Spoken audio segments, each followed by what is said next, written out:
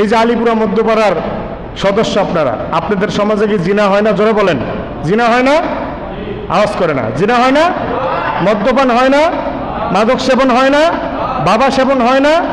রাতের অন্ধকারে মদের গেলান মানুষে হাতে নেয় না? নিচ্ছে তো। সমাজের হায়ার এডুকেটেড যারা এলার্ট পারসন, তাদের সন্তানেরও রাতের অন্ধকারে জিনা করে, ব্যভিচার করে, মদ্যপান করে, মাদক সেবন করে। ঠিক কিনা বলেন? আবার তারা ইমামদের দিকে আঙ্গুল তোলে, চোরের মার বড় গলা। ঠিক কিনা বলেন?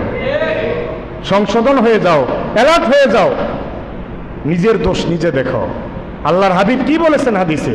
যে নিজের আত্মসমালোচনা করতে জানে, যে নিজকে নিজে চিনে, নিজকে নিয়ে বোঝে, নিজকে নিজে সে আইডেন্টি করতে পারে, যাচাই বাছাই করে চলতে পারে, যে নিজের দোষ দেখে এরপর সংশোধনে, আল্লাহ রাসূল বলছে সে আমার প্রকৃত উম্মত। সুবহানাল্লাহ বলেন।